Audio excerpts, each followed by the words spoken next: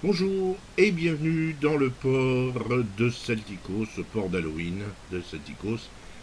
Aujourd'hui, présentation un peu particulière puisqu'il s'agit d'un premium, mais ce n'est pas le premier premium que je vous présente. Il s'agit du cuirassé italien, le Giulio Cesare, cuirassé de tiers 5, donc de la future branche italienne. Euh, un, un excellent navire. Alors, on va commencer comme on fait d'habitude, par un historique. Je vais essayer de me faire assez court. Il est inutile de vous abreuver de dates inutiles, enfin d'un surcroît de dates, mais bon, ce navire a une petite histoire sympathique, intéressante à connaître, anecdotique on va dire, mais bon, bah voilà quoi, je me suis donné comme but de vous raconter l'histoire des navires qu'il y a sur World of Warship. Donc, on démarre cette histoire de ce beau navire. Giulio Cesare, c'est un cuirassé donc de la classe Conte di Cavour. Il s'était trois, qui a été construit par la Regia Marina peu avant la Première Guerre mondiale. Il va participer aux deux conflits mondiaux avant d'être cédé à la marine russe, enfin soviétique, en 1949, à titre de réparation, comme l'avait été le Duca d'Aoste, si vous vous rappelez de la vidéo que je vous avais fait au sujet du Duca. Alors, donc il fait partie de la classe Conte di Cavour, et c'est la première classe de Dreadnought qui intègre la marine italienne, sachant qu'il y a bien sûr, avant, le Dante Alighieri, qui est le premier cuirassé italien, mais comme il était l'unique navire de son type, on considère que, officiellement, la première classe de Dreadnought, puisqu'il y avait trois navires dans la même classe, avec la classe Conte di Cavour, c'est donc bien cette classe qui est considérée comme telle. Donc, il est mis en cale le 24 juin 1910 au chantier Ansaldo de Sestri Ponente à Gênes, et il sera lancé le 15 octobre 1911, admis en service actif le 14 mai 1914. Il n'aura pas l'occasion de se confronter au cuirassé austro-hongrois, et il sera intégré à la division de la Squadra da Battaglia, hein, et il est basé à Tarente puis à Corfou entre le 1er et le 28 décembre 1916. Il ne fera que 2 missions de guerre pendant la Première Guerre mondiale pour un total de 31 heures, je vous dire. En 1919, il va entreprendre une série de croisières diplomatiques: Istanbul, Smyrne, Tobruk, Benghazi, Tripoli. 1920, il recommence encore en Istanbul. Et en 1923, il participe à l'occupation de Corfou suite à l'incident italo-grec de Ioannina qui va déterminer, qui va commencer comment dirais-je, donner les prémices de l'impérialisme italien et de Mussolini qui veut s'installer et conquérir, rappelez-vous, l'Albanie, la Grèce, pour le compte de son empire romain à venir. Donc revenons sur le Giulio César, il participe à la prise de Corfou, il sera désarmé en 1926 et transformé en navire-école en 1928. Et en 1933, on fait la refonte du cuirassé, à Gênes toujours. Le navire est complètement reconstruit et sa silhouette est changée, ses capacités de combat sont améliorées.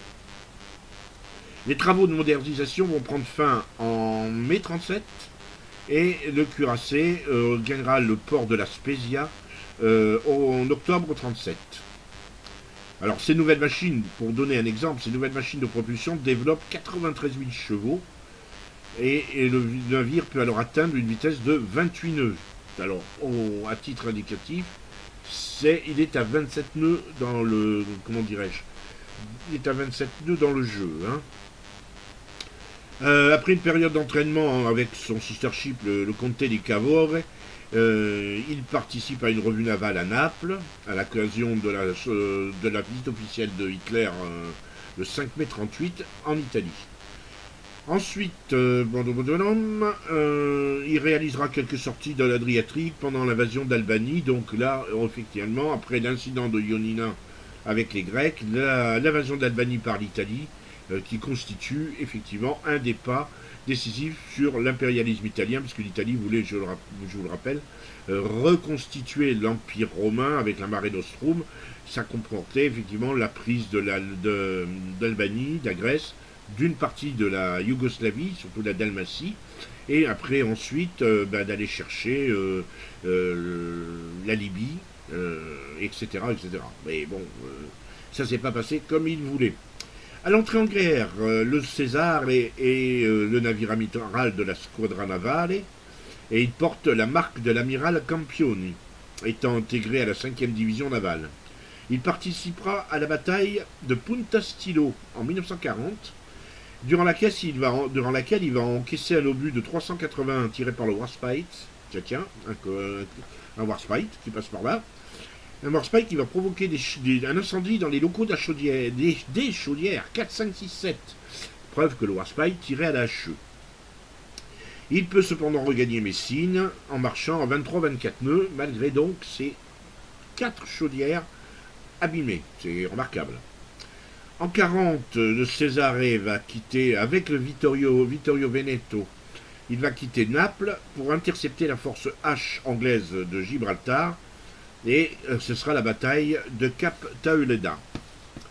En 1941, bombardement aérien de Naples, le Cesare est endommagé par l'explosion d'une bombe, et il doit se réfugier à Gênes le 9 janvier pour y être réparé. Mais un bombardement à Gênes va l'obliger à quitter la ville et partir à la recherche de l'escadre de la force H qui a bombardé Gênes, la force H anglaise, qui était toujours dans le coin. Le cuirassé va prendre part à la première bataille du golfe de Sirte, le 16 décembre 1941. Ensuite, il participera à l'escorte de 3 convois de 6 navires. C'est de l'opération M43. Ce sera d'ailleurs sa dernière mission de guerre en janvier 1942. Il sera assigné à l'école navale de Pola, et au total, il aura effectué entre 40 et 43 38 missions, et aura parcouru 16 000, presque 17 000 nautiques. Au moment de l'armistice, le navire va gagner Malte, comme de nombreux navires de la Regia Marina, et en 1944, il quitte Malte en direction de Tarente, où il va rester inactif, et il sera cédé à titre de réparation à l'URSS en 1949, et rebaptisé le Novosibirsk. Dans la nuit du 28 au 29 octobre 1955, donc 6 ans plus tard, le Novosibirsk, qui mouille au large va mouiller au large de Sébastopol, et il semble, alors là c'est assez nébuleux, il semble qu'il ait heurté une mine allemande qui datait de la Seconde Guerre mondiale. L'explosion va créer un trou tellement profond d'environ d'une cinquantaine de mètres carrés dans la coque. Le navire chavire un peu plus tard dans la nuit, emportant 600 marins, dont certains étaient venus porter assistance depuis les navires voisins. Certaines thèses, malgré tout, alors ce sont des thèses officielles, disent que la perte de ce navire est due aux services spéciaux italiens qui agissaient pour le compte de l'OTAN. Mais bon, à l'époque, c'était des thèses qui étaient données entre autres par l'amiral Zhukov, parce que dire en 1955 qu'il y avait encore des mines qui dataient de la Deuxième Guerre mondiale, 10 ans après, ça faisait un peu désordre pour le régime communiste. Voilà donc l'historique de notre Giulio Cesare, aussi court que possible. Malgré tout, c'était important, je crois, de savoir tout ce qu'il avait pu faire. Donc, après cet historique, nous allons faire le banc d'essai avec le comparatif avec les cuirassés de même tiers, sachant qu'il va se frotter, alors on ne parlait que des tiers, même si c'est tiers moins 1 plus 2, on va quand même se concentrer aux navires de même tiers et le comparer aux navires de même tiers, une comparaison assez rapide, sachant donc qu'il va affronter le japonais Kongu, les américains New York et Texas, l'allemand le König, l'anglais Iron Duke et le russe Oktobliaskaya Revolutia. J'ai fait une vidéo sur l'Oktobliaskaya Revolutia, je vous invite à la regarder.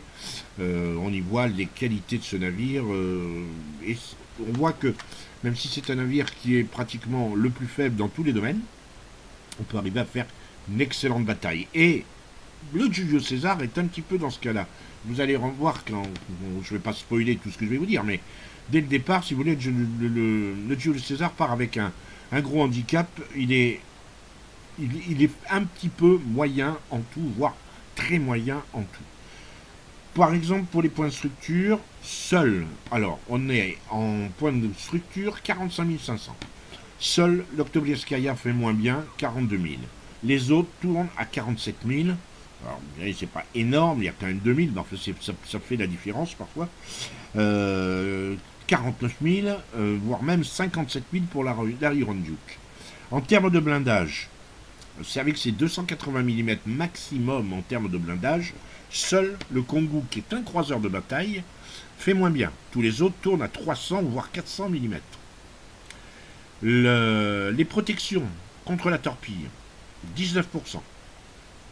C'est la pire de toutes, à l'exception de l'Octoblieskaya qui a 10%.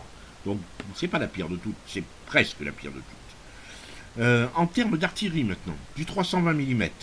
320 mm, c'est honorable, mais pas exceptionnel. Le Togliaskaya et le Koenig ont du 305, tous les autres ont du 350. Enfin, à grosso modo. La portée, 16 km.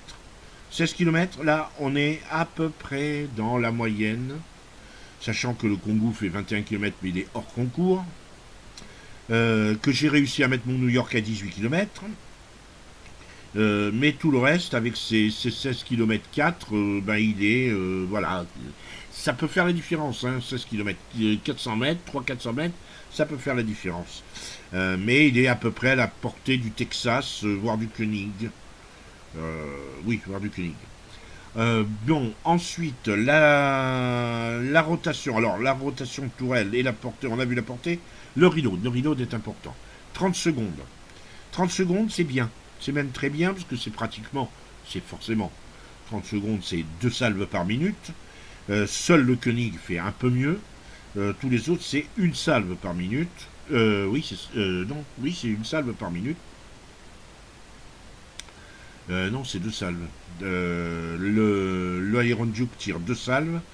En fait, il tire pratiquement 3 salves à la minute, le Giulio César, ce qui est très bien, alors que les autres tirent maximum 2 salves par minute.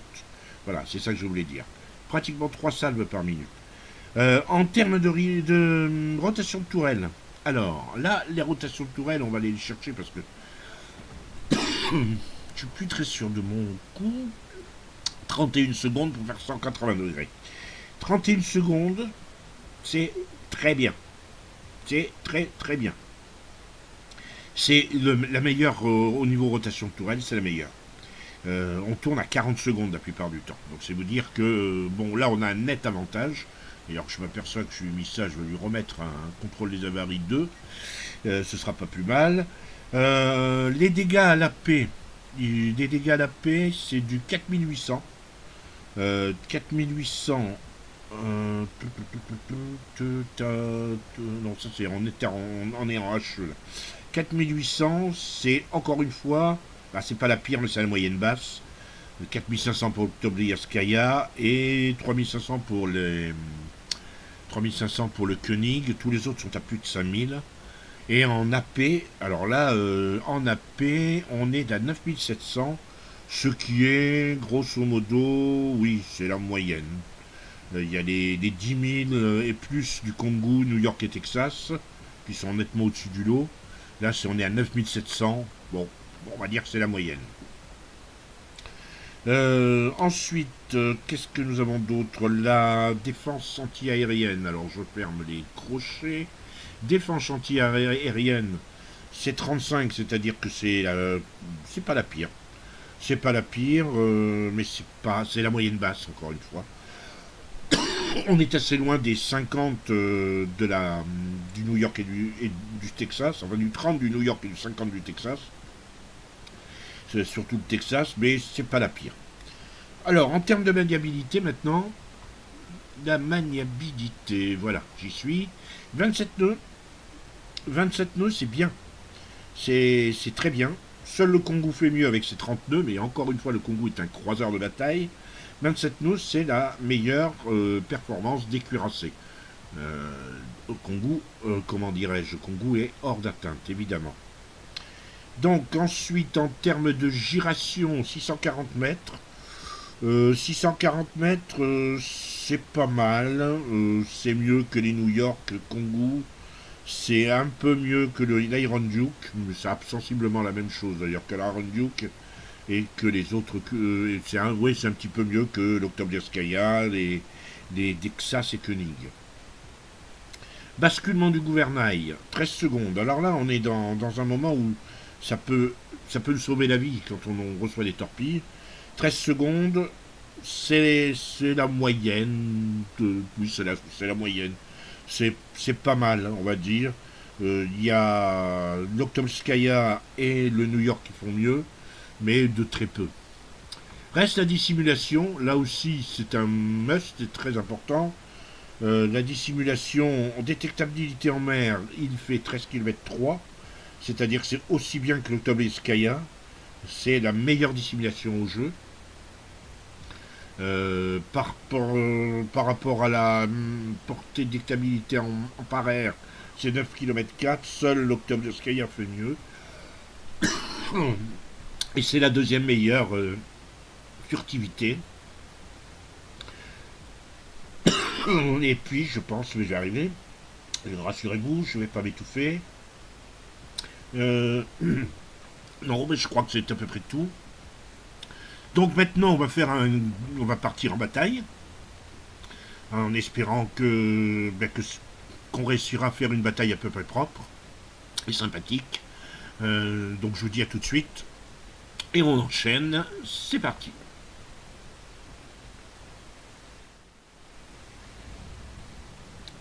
Nouvelle ère. Nouvelle ère. Ouais, quand même du Nelson en face. Non, du Colorado, du Colo, du Pensa, du Dragon. South Dragon, qui est un Myoko. Du Kamikaze, du Butsuki, dont il faudra se méfier. Mais bon, on va pas non plus demander une partie. C'est un challenge intéressant. C'est un challenge intéressant. Et nous sommes partis. Pas encore. Alors, oui, j'aime pas du tout spawner à cet endroit. Parce qu'on est vite abandonné par les siens. Donc, je vais avancer à mi-vitesse histoire de voir ce que mes partenaires veulent faire. Donc, on a un Fujin. Le Mutsuki n'est pas encore parti. C'est vrai que le temps que tout le monde décolle et appréhende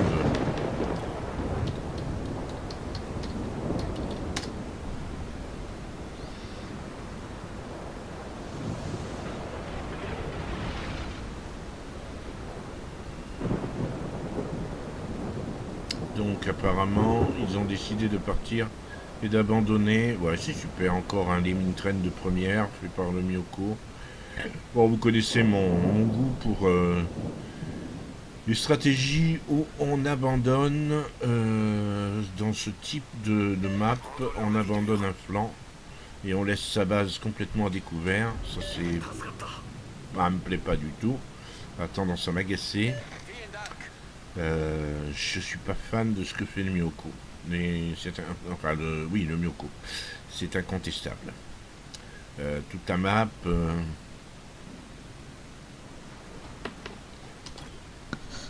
on va essayer de leur dire.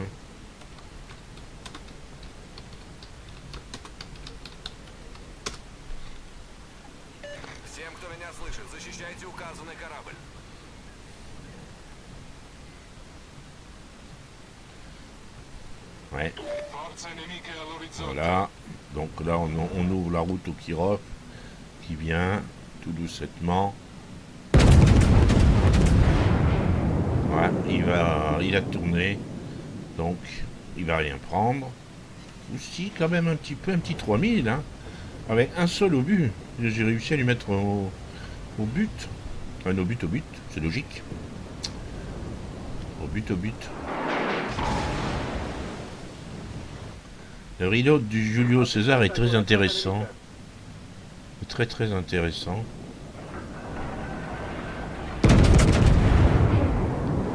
Les obus sont assez rapides. Voilà encore. De quoi effectivement bien agacé. Et oui, toute la flotte vient bien de ce côté. J'ai bien fait de me casser moi. Et je... Oui, d'accord. Toi tu pars dans ce sens-là. Voilà. Donc là...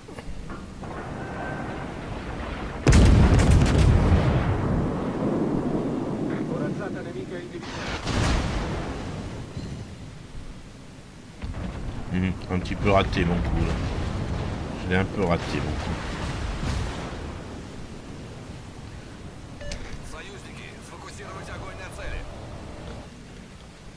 Ah, il voit bien que...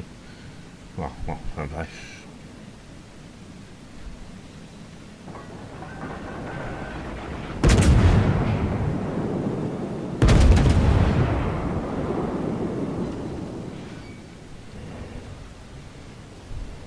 Siluri à bâbord. Ouais, il y a un DD dans le coin. Siluri à bâbord.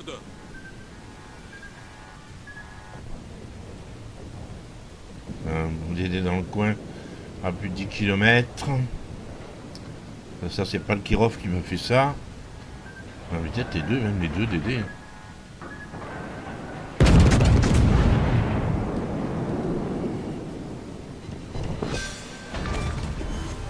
Incrociatore nemico affondato.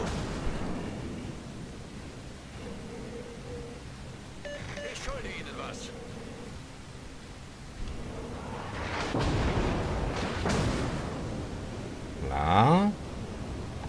Continue à te me présenter ton flanc, le Pensacola. Je m'occupe de ton cas. Voilà.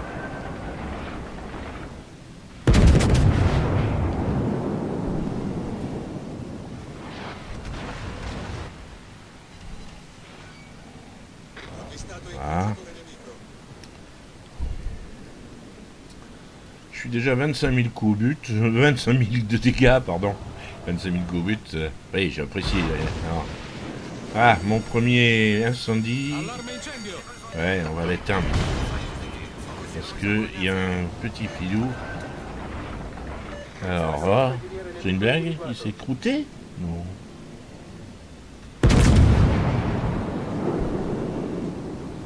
Ah, il y a les deux DD qui sont là.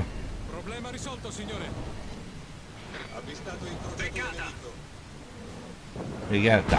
Moi, on va perdre, hein. Je vous l'annonce. On est... Il est où, le Pensa?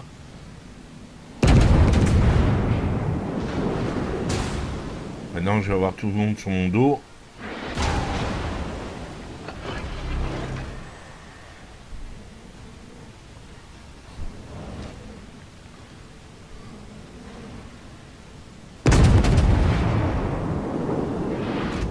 Je n'aime pas le reproche que je fais à cette map, c'est le côté, bah remarquez c'est très roleplay, mais la luminosité.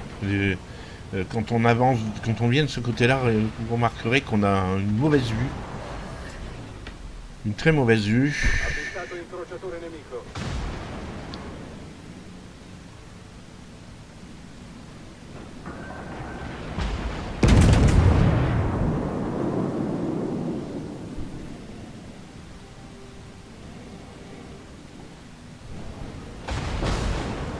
Secondes. Bon, on dit que je subis. Alors, on se fait asmater, hein, vous voyez, il y a 3 navires qui arrivent. Toute la flotte, il n'y a personne qui réagit. Ils sont tous massés. Regardez vos parties, les gars. Regardez vos parties. Essayez d'analyser les erreurs que vous faites. Là, vous êtes en train d'abandonner totalement le flanc comment dirais-je, à l'adversaire. Vous abandonnez vos deux cuirassés face à toute la flotte ennemie. Et voilà, il y a 3 croiseurs qui ont compris quand même. Il y a quand même 3 croiseurs qui ont compris.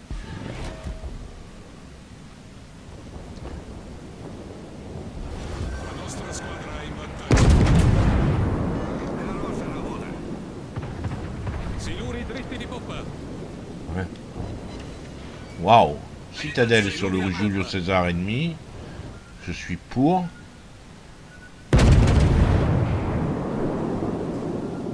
Poursuivi par les torpes des Japonais. Voilà. Une partie sympathique, hein, 57 000 de dégâts. Ah, le Julio César a renoncé à présenter son flanc. C'est dommage. J'aime beaucoup ce Julio César. C'est ma 4e ou 5e partie avec. Mais c'est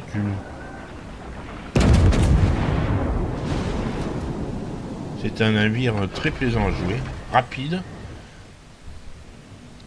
Je doute que ce soit un octobria, tiens là-bas, que ce soit un croiseur de bataille. Je pense que c'est vraiment un cuirassé. Il faudra que je vérifie l'historique du coup de Julio César, mais c'est vrai que ce sera intéressant d'ailleurs de le...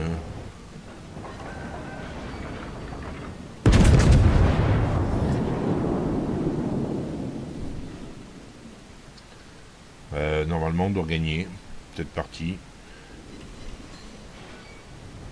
Là on va essayer de choper le kamikaze qui a des velléités pour attaquer Nelson.